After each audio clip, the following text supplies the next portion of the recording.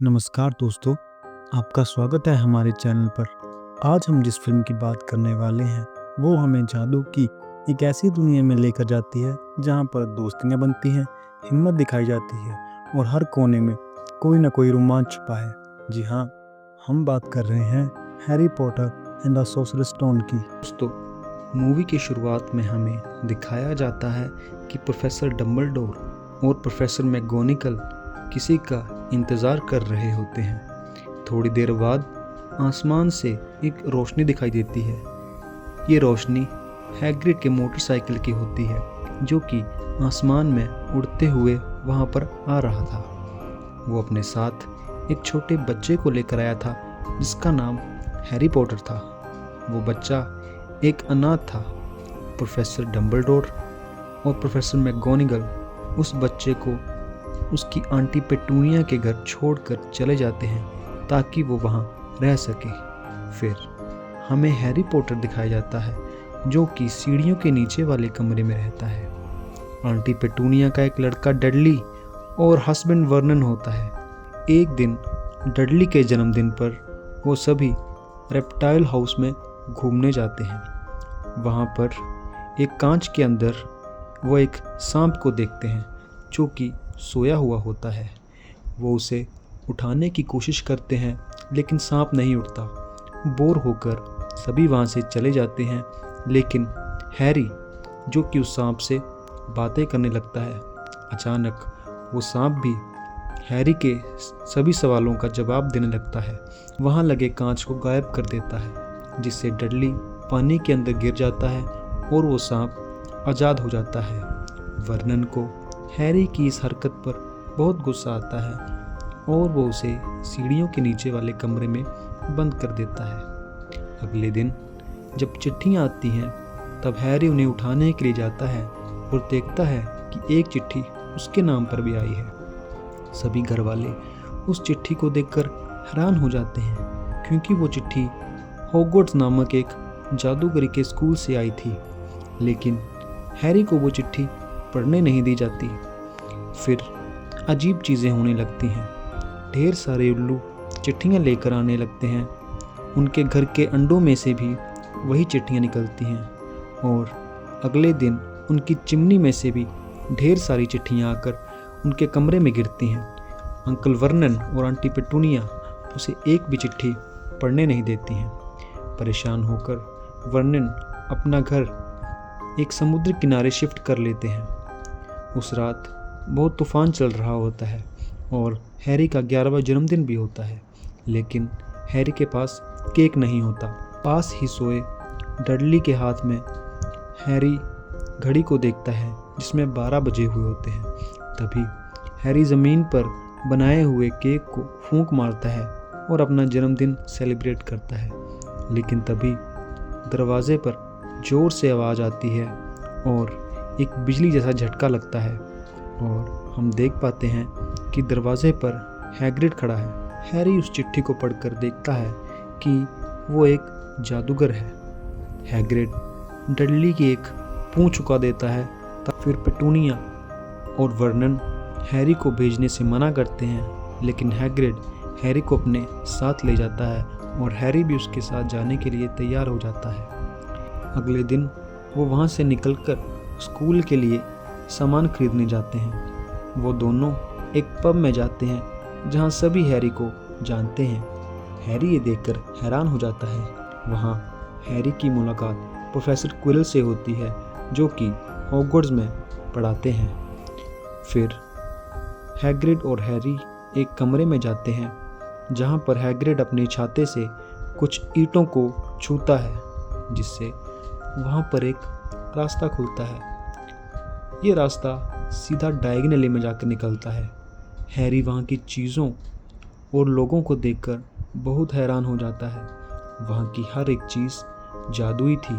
Harry ने ऐसी चीज़ें पहले कभी नहीं देखी थी। फिर वो दोनों जादूगरों के बैंक ग्रीन गोट्स में जाते हैं और वहाँ उनकी मुलाकात नन्हे दैत्यों से होती है। हैग्रिड उसे बताता है कि ये नन्हे दैत्य बहुत समझदार होते हैं और वो इस बैंक में कर्मचारी हैं। तभी हैग्रिड एक चाबी निकालता है और कहता है कि हैरी पॉटर अपनी तिजोरी खोलना चाहते हैं। उन्हें एक कर्मचारी तिजोरी तक ले जाता है और जब वो तिजोरी खोलता है तो हैरी देखता है कि वहाँ पर बहुत सारे सोने के सिक्के पड़े हुए हैं। हैरी को हैरानी होती है। तभी हैग्रिड उसे बताता है कि ये सिक्के उसके मम्मी पापा उसके लिए छोड़ कर गए हैं। फिर वो एक दूसरी तिजोरी में जाते हैं जहाँ हैग्रिड एक छोटी सी चीज़ उठाता है और अपने कोट में रख लेता है। वो हैरी को इस चीज़ के बारे में किसी से बात करने के लिए मना करता है। तभी हैग्रिड उसे बताता है कि ओलिवेंडर्स में सबसे बढ़िया छड़ी बनती है। तो हैरी ओलिवेंडर्स में जादुई छड़ी लेने के लिए जाता है जहाँ मिस्टर ओलिवेंडर उसे एक छड़ी देते हैं। पहले कुछ छड़ियाँ हैरी को सूट नहीं करती, पर जब ओलिवेंडर उसे एक छड़ी देते हैं तो वो उसे सूट कर जाती है और हैरी के ऊपर एक अजीब सी जादुई रोशनी पड़ती है। तभी ओलिवेंडर बताते हैं कि इस छड़ी की एक जोड़ीदार छड़ी थी और उसी छड़ी ने हैरी के माथे का वो निशान दिया है। आगे चलकर हैरी हैग्रिड से पूछता है कि उसे ये निशान कैसे मिला। तो हैग्रिड बताता है कि एक वोल्डेमॉर्ट नामक जादूगर ने उसके मम्मी पापा को मार दिया था। उसी रात उसे ये निशान मिला था। अगले दिन हैरी को ट्रेन लेने के लिए प्लेटफॉर्म नंबर 9:45 पर जाना होता है। तभी हैरी प्लेटफॉर्म नंबर 9 और 10 के बीच बनी दीवार में घुसकर प्लेटफॉर्म नंबर 9:45 पर पहुंच जाता है। फिर वो ट्रेन में बैठकर हॉगवर्ट्स की तरफ जाने लगता है। ट्रेन में उसकी मुलाकात रॉन वीजली से होती है। थोड़ी देर बाद वहाँ पर हरमाइनी ग्रेंजर भी आ जाती है। तीनों में थोड़ी जान पहचान हो जाती है और वो एक दूसरे से बातें करते हैं। फिर शाम को जब वो स्कूल पहुँचते हैं तो सीढ़ियों पर हैरी की मुलाकात ड्रेको मैल्फॉय से होती है। फिर सभी ग्रेट हॉल में जाते हैं। ग्रेट हॉल में जाकर उन्हें पता लगता है कि इस स्कूल में 4 हाउस होते हैं, जो कि नागशक्ति, चीलघात, मेहनतकश और गरुड़ द्वार होते हैं। वहाँ पर एक बोलने वाली टोपी होती है जो सभी बच्चों को उनके अलग अलग हाउस में चुनती है। हैरी, रॉन और हरमाइनी तीनों को ग्रिफिंडोर यानी गरुड़ द्वार हाउस मिलता है। अगले दिन हैरी अपनी सभी क्लासेस अटेंड करता है, लेकिन वो उड़ने वाली क्लास में बहुत अच्छा करता है, जिस वजह से प्रोफेसर मैगोनिगल उसे क्विडिच टीम में चुन लेती हैं। शाम का खाना खाने के बाद तीनों गलती से तीसरी मंजिल पर पहुंच जाते हैं जहां उन्हें जाने के लिए मना किया था। तभी एक दरवाज़ा खोलने के बाद उनके सामने एक 3 सिर वाला कुत्ता आता है जिसका नाम फ्लफी था, जो कि किसी चीज़ पर खड़ा था और उस चीज़ की रक्षा कर रहा था। अगले दिन रॉन हरमाइनी को कुछ बोल देता है जिससे नाराज़ होकर हरमाइनी लड़कियों के बाथरूम में जाकर छुप जाती है और पूरा दिन रोती रहती है और वो शाम को खाने के लिए भी नहीं आती। तभी जब सभी खाना खा रहे होते हैं तो ग्रेट हॉल में प्रोफेसर क्विरल आते हैं और बताते हैं कि तहखाने में एक बहुत बड़ा दैत्य घुस गया है। हैरी और रॉन को याद आता है कि हरमाइनी वहीं पर है। वो दोनों उसे बचाने के लिए चले जाते हैं और बड़ी मुश्किल से वो हरमाइनी को बचाते हैं। उसके बाद एक दिन क्विडिच के मैच में हैरी की झाड़ू पर कोई जादू कर रहा होता है। हरमाइनी का शक प्रोफेसर स्नेप पर जाता है,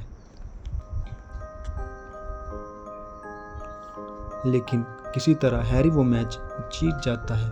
फिर क्रिसमस के दिन सभी बच्चे अपने गिफ्ट खोल रहे होते हैं और हैरी देखता है कि उसके नाम पर भी एक खत आया हुआ है जिसमें किसी ने उसके पिता का अदृश्य चोगा भेजा होता है। वो उसे पहनकर लाइब्रेरी में पारस पत्थर के बारे में जानने के लिए जाता है, मगर वो एक अलग कमरे में पहुंच जाता है जहां उसे एक शीशा दिखाई देता है। ये शीशा वही दिखाता है जिस चीज़ की उस व्यक्ति को सबसे ज़्यादा चाह होती है। हैरी, जो कि अनाथ था, उसे उस शीशे में अपने मम्मी पापा दिखते हैं। फिर वो एक रात हैग्रिड के पास जाते हैं जिसको किसी ने एक ड्रैगन का अंडा दिया था। उन सभी को वहाँ पर मैल्फॉय देख लेता है और उनकी शिकायत कर देता है। सज़ा के तौर पर उन सभी को जंगल में भेज दिया जाता है, जहां उन्हें एक आदमी यूनिकॉर्न का खून पीता दिखाई देता है। मैल्फॉय वहां से भाग जाता है और वो आदमी हैरी पर हमला कर देता है, लेकिन तभी वहां पर एक गरुड़ अश्व आकर हैरी की जान बचा लेता है और उसे अकेले घूमने के लिए मना करता है। वो बताता है कि यूनिकॉर्न का खून पीने वाला व्यक्ति आधी अधूरी जिंदगी पाता है और वो भी शापित। वापस जाकर हैरी और उसके दोस्तों को लगता है कि स्नेप ये खून पी रहा था और वही है जो पारस पत्थर के पीछे पड़ा है। इसलिए वो तीनों उस पत्थर को बचाने के लिए खुद ही तहखाने में जाने का प्लान करते हैं। वो रात को खाना खाने के बाद उस तहखाने में जाते हैं, जहां उनका सामना दोबारा फ्लफ़ी से होता है। फ्लफ़ी सो रहा होता है, लेकिन जब वो उसके पैर को हटाते हैं तो अचानक से उसकी आंख खुल जाती है और वो उन तीनों को वहां देखकर उन पर हमला कर देता है।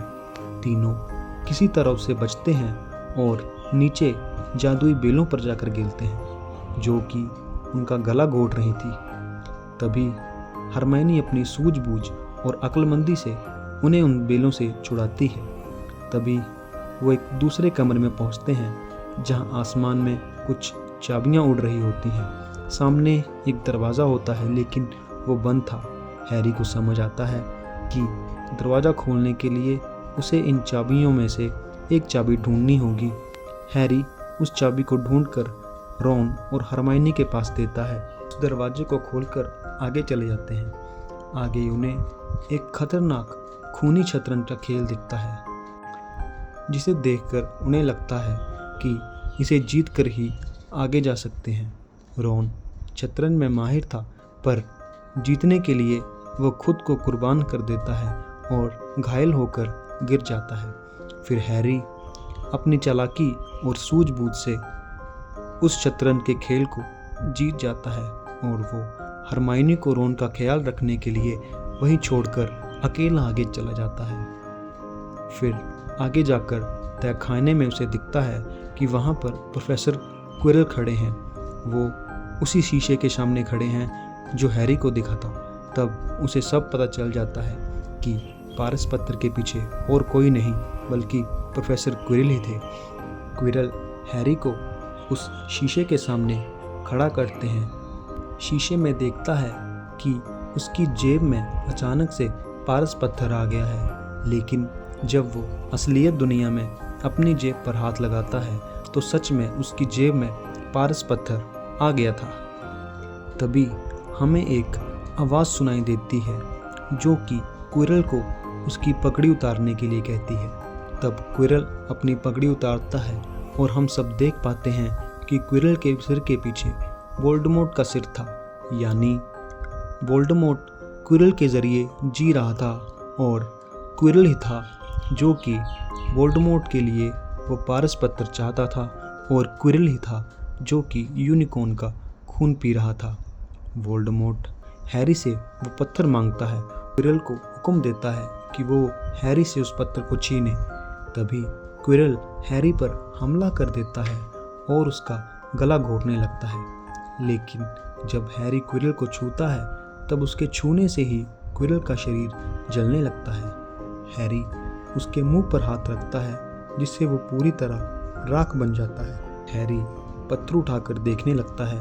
तभी उसके पीछे से उस राख में से वोल्डेमॉर्ट की आत्मा निकल आती है और वो हैरी के ऊपर हमला करके उसके आर पार चली जाती है, जिससे हैरी वहीं पर बेहोश होकर गिर जाता है। जब हैरी की आंख खुलती है तो वो खुद को हॉस्पिटल में पाता है, जहां उसके दोस्तों ने उसके गेट वेल सून के लिए बहुत सारे ग्रीटिंग कार्ड्स भेजे होते हैं। वहाँ उसकी मुलाकात प्रोफेसर डंबलडोर से होती है, जो उसे बताते हैं हैरी की माँ के रक्षक जादू की वजह से ही हैरी बच पाया है और उसी जादू की वजह से क्विरल हैरी का स्पर्श बर्दाश्त नहीं कर सका और धूल बन गया। उसके बाद साल के अंत में सभी मिलकर ग्रेट हॉल में खाना खाते हैं और साल के अंत में वो सभी अपने घर चले जाते हैं।